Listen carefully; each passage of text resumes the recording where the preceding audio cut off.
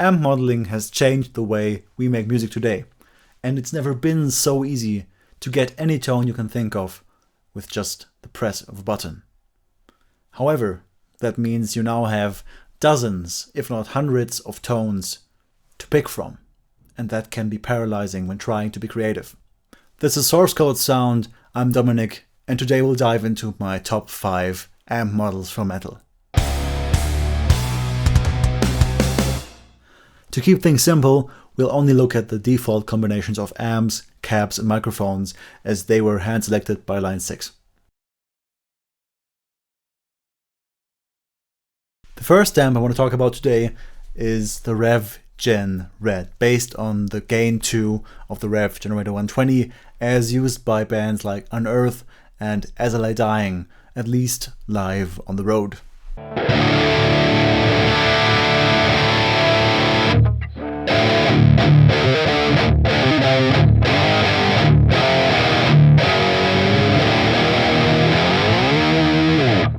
So we can see that this amp adds a decent amount of low end and mid information to your guitar sound. There's a slight decrease towards the mid range, and as we keep going up in frequency, we get these nice boosts in the presence and treble. And from here on out, we have the high cut, which is applied to basically all of these presets.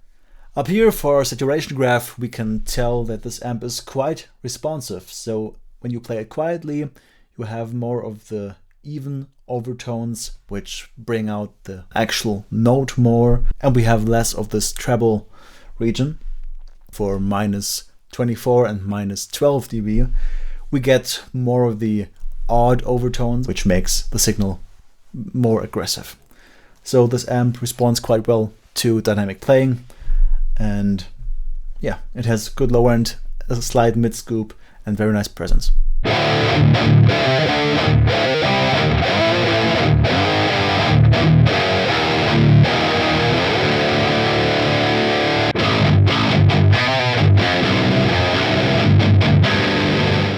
Up next is the PV Panama, which is based on the omnipresent and mostly well-liked PV 5150 used by bands like Van Halen, Arch Enemy, and In Flames.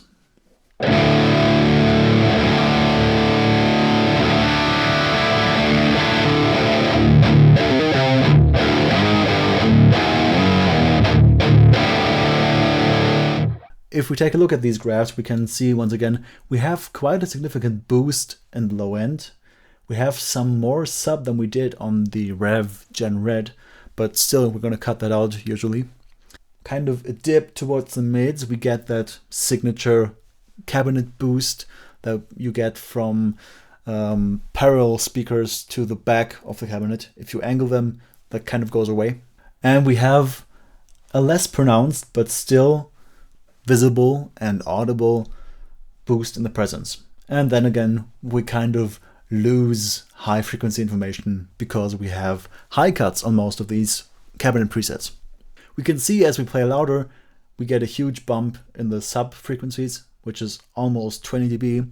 But once again, we tend to cut that out later anyways, so it's not going to be a huge deal.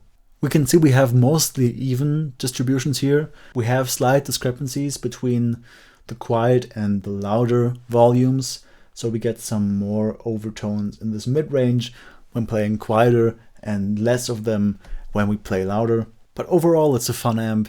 It has a thick low end. It has a very, very slight scoop in the upper mid-range, and it's pretty tame in the presence compared to some of the other amps on this list.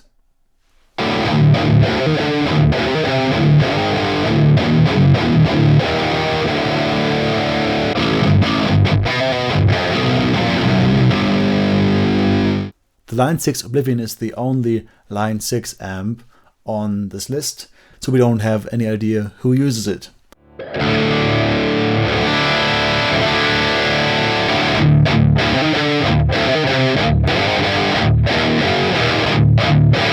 And once again, we have a boost in the low end.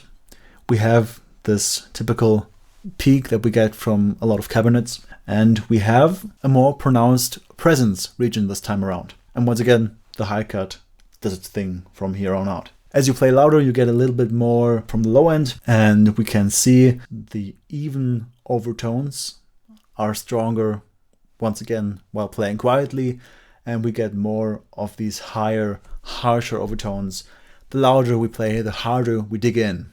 Overall, it has a dense low end, it has a slight mid scoop compared to the bump in the low and high end, and the presence increases depending on how loud you play.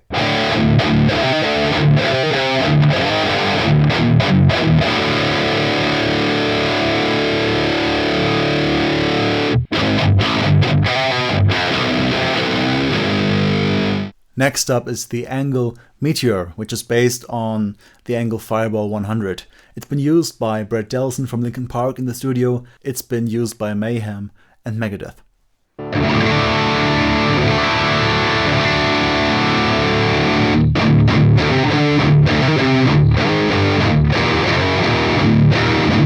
So we have a bump in the low end.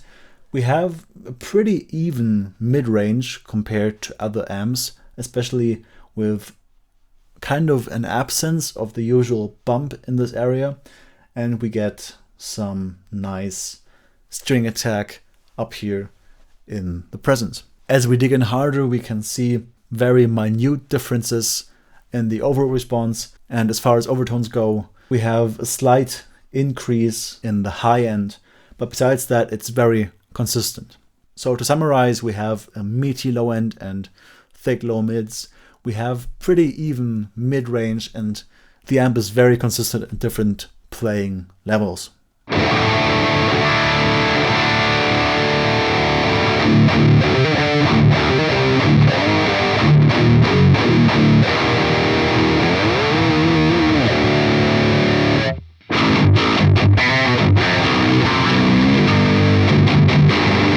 Now last but certainly not least is the EV Panama Red, based on the EVH 5150 Mark III 100 watt edition with the 6L6 tubes.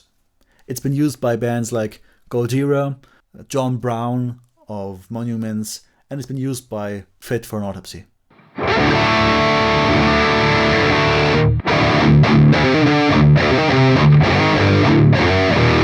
We can see once again we have a bump in the low mid-range, and specifically around 100 Hz, and it kind of evens out towards 1 kHz, and we have a nice boost around where the pick attack of our guitars lives. And once again, a high cut.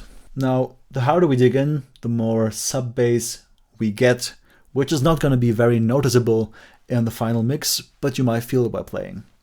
And if we take a look at the saturation graphs, I think you can start to see why so many bands like this amp a lot, especially modern metal bands. As we can see, it responds very well to the touch, and it just gets brighter and brighter the louder you play, which is very nice for articulate playing. Below 750 Hz, round about there, it stays mostly consistent regardless of your playing volume. Overall, it has a MIDI low end and low mids. It has a pretty even mid-range and very responsive high mids and treble.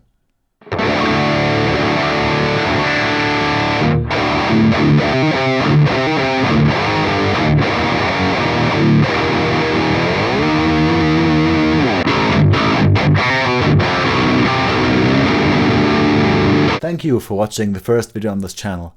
If you have any suggestions or requests for future videos, please let me know down in the comments. And with that being said, I'll leave you with a full mix comparison of the 5 amps. I hope I'll see you next time. Have a nice day.